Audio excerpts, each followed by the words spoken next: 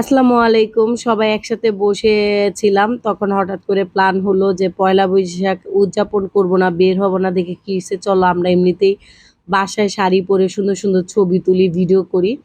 তো বাসার জন্যই সাজছিলাম, ছবিও তুললাম। কিন্তু হঠাৎ করে প্ল্যান হলো যে বাড়ির কাছে এত সুন্দর, সুন্দর রুফটপ হইছে, চলো খেয়ে আসি।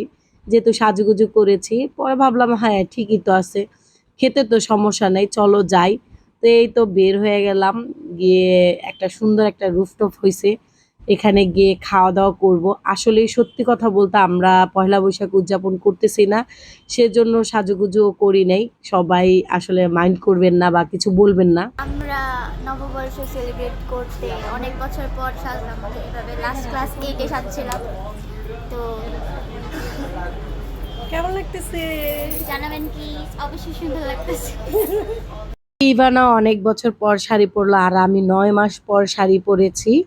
তো আজকে সবাইকে খুবই সুন্দর লাগতেছে, খুবই প্রিটি লাগতেছে। আজকে কিন্তু আমাদের সাথে আরিয়ানাও শাড়ি পরেছে। ওর শাড়ি পরা দেখে আমি অবাক, অনেকক্ষণ তাকাইছিলাম এই মেয়েটাও বড় হয়ে যাচ্ছে। তো সবাই অনেক এনজয় করতেছি। আরিয়ানা আমাদের ভিডিও করে দিচ্ছিল। আসনিয়া ম্যাডামকে দিছিলাম ভিডিও করতে, ও তো নিজের ছবি তুলতেছে। আর এই যে আমাকে ভেঙাচ্ছে। তো এই তো সবাই সবার মতো এনজয় করতেছে। আমি একটা গল্প বলি। আমার ছোটবেলায় একবার, মানে এটা হচ্ছে বেশি ছোটবেলা না, ২০০৮ এর দিকে। তখন আমি একটা শাড়ি চেয়েছিলাম সুমাপুর কাছে যে আমাকে পহেলা বৈশাখে একটা শাড়ি কিনে দাও। কিন্তু আপু আমাকে শাড়ি কিনে দেয়নি। সে আমাকে একটা লাল জামা কিনে দিছিল। আর তখন আমি এত কান্না করেছিলাম, কান্না করতে, করতে চোখ ফুলায় ফেলছিলাম।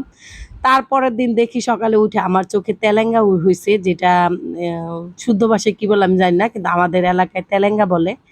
তো ওইটা হইছে। তো ওইটা আমার ইমোশনাল। ওই থেকে আমি প্ল্যান করেছিলাম যে পয়লা বৈশাখ হলে এখন থেকে আমি প্রতিবার ২ টা করে শাড়ি কিনবো। তো আমি কিনেছিও। এত বছর অনেক শাড়ি কিনেছি পয়লা বৈশাখের জন্য। কিন্তু এবার প্ল্যানটা চেঞ্জ করে ফেলেছি। যে পয়লা বৈশাখের উপলক্ষে আর কখনো শাড়ি কিনবো না বা উদযাপন করব না। তো আমাদের খাবারগুলো চলে আসছে। আমরা এই তো খাবার খাচ্ছি। এখানে মজার একটা কাহিনী হইছে। থাই সুপে ধনিয়া পাতা দিয়েছে। এজন্য ইভানা ভেঙাচ্ছে, স্নেহা খেয়ে ফেলছে। আর আরিয়ানা স্নেহা খাচ্ছে। মেয়েটা স্কুল থেকে আসার পরে আবার রেডি হইছিল। তো খাবারগুলো আহামরি মজা না। থাই স্যুপটা মজা লাগছে, কিন্তু ওই খাবারগুলো মানে ভালো লাগেনি। সত্যি কথা বলতে ভালোই লাগেনি। তো রুফটপ থেকে হাই রোডটা বেশি সুন্দর লাগতেছিল। তারপরে আবার নিচে নেমে আসলাম। নিচে নেমে এসে দেখি ডেকোরেটটা খুবই ভালো লাগতেছে। এখানে ছবি তুললে খুব সুন্দর লাগবে। যেহেতু আমরা লাল সাদা পড়েছি। তো ইচ্ছা মতো মনের আনন্দ নিয়ে ১ ঘন্টা লাগিয়ে ভিডিও করলাম, ছবি তুললাম। তারপরে জুস অর্ডার করলাম। জুস তো খেয়ে ফেলছি। মানে জুসের ভিডিও নিতে ভুলে গেছি। আর এদিকে ২ বোনে মারামারি লাগছে।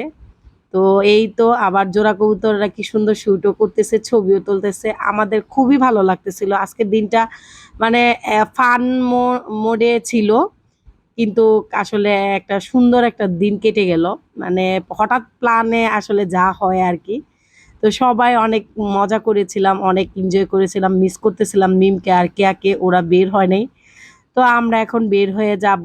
আর ওরা আমাদের জন্য নিচে দাঁড়িয়ে আছে। ওরা চলে আসছে। এলাকাতেই ছিল যেহেতু। তো এখন চলে যাব।